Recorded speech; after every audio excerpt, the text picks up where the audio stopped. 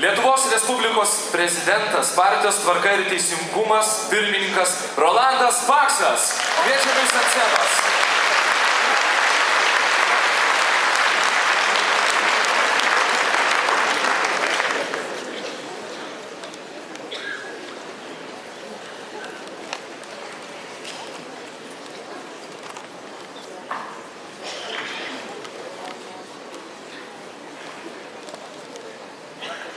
Kiek jūsų daug?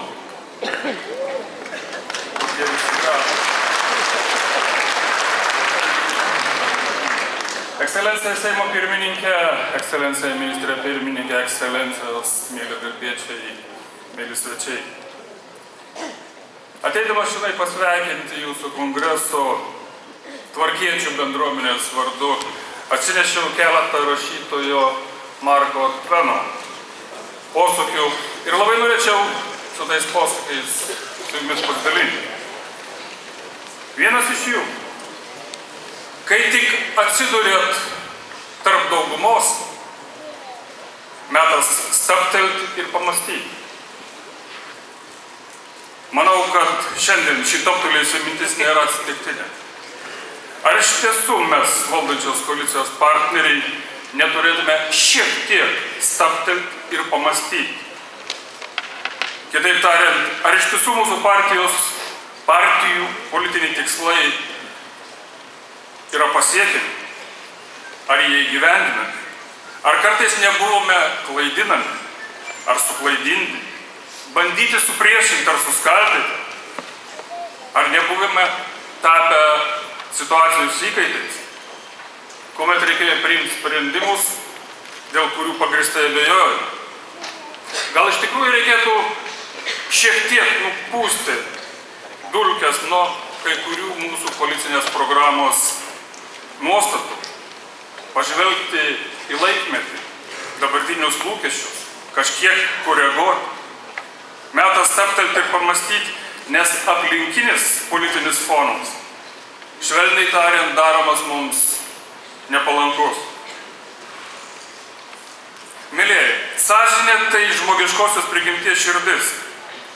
Kai aplinka padaroma pagrindiniu sąžinės matu, jau turime reikalo su suklastota, su netikra sąžinė. Masė žmogui gera sąžinė reiškia prisitaikymą prie aplinkoj vyraujančių pažiūrų ar nuotaikų. Bet yra tik viena istorija, nors yra daugybė būdų tą istoriją perpasakoti. Aš labai norėčiau, kad priimdami sprendimus mes remtumėmės tikrai šaltiniais, o ne tai šaltiniais, kur mums primeta opozicija prasimanytais papasakojimais. Kalbant apie politinės partijas, jų likimą Lietuvoje, man pirmiausia kyla asociacija su Kristoforu Kolumbu, su ta istorija, kuri jie jau tapusi legenda. Kristobalio Kolono, toks yra tikrasis Kolumbo vardas. Gyvenimas yra tampriai susipynęs su tarptautinės politikos reikalais. Jis rizikingas, pilnas intrigų, apgaulės ir paslapčių, ir tarptautinių sąmokslų, ir todėl jo gyvybė dažnai buvo pavojuje, o jo įgūdžiai nuolat buvo išbandomi sunkiausiamis aplinkybėmis.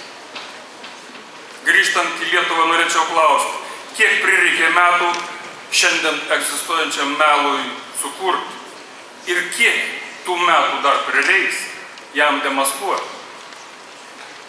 Kaip sakė Markas Tvenas, svarbiausia turėti faktų, o paskui juos galite iškraipyti kaip norite. Mylėjai, visi mes savo politinėje kelionėje vadovaujamės daug ko. Nuojauta, intuicija, patirtim, kompetencija, tikslų siekimų, bet vadovaujamės, jeigu pagal tą patį Kristofą Kolumbą, ir tais pačiais jūriniais žemėlapiais. Kas yra tas įgudęs jūrinių žemėlapių sudarytojas, kuris sudarinėja tokius žemėlapius mūsų laivams, partijoms, plaukioti Lietuvos politikos jūrą?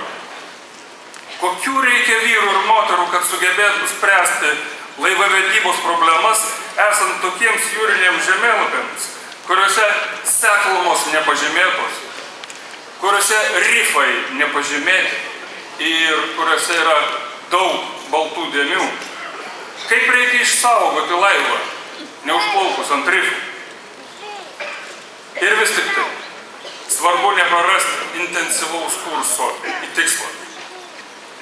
Aš įsitikinęs, kad darbo partija turi gerus laivavedžius, kurie nepaisant tų prastų sudarytų jūrinių žemėlapių plaukia į tikslą, plaukia į savo numatytą mūsų valstybės tikslą. Labai norėčiau palinkėti, kad ir jūs, ir mes, koalicijos partneriai, būtume tie žmonės, kurie sudarės naujus navigacinius žemėlapius ir suteiks pavadinimus seklumoms, įlankoms, iškišuliams bei juostoms, nes mes neturime pagrindų abejoti tuo, ką pamatėme savo akimis ir patyrėme plaukdami Lietuvos politikos jūrą. Esu įstikinęs, kad Lietuvos politikai šiandien reikia naujų žemėlapių, garbingos politinės kovos taisyklių ir mes kartu tas taisyklės sukursime. Ir pabaigai, perfrazuojant Marką Tveną, gandai apie mūsų mirtį buvo gerokai perdėti. Aš labai noriu palinkėti jūsų kongresui geriausios kloties ir padėkoti už galimybę būti kartu su jumis. Aš linkiu darbo partijos kandidatams į merus, savivaldybių tarybas gerų rinkimų rezultatų. Ir kaip yra pasakęs Albertas Camus, su neteisybė arba bendradarbiaujama, arba kaunamas. Ypatingi linkėjimai bei gėlės visoms darbo partijos moterims ir mielai partijos pirmininkai Loretai Graužinienei.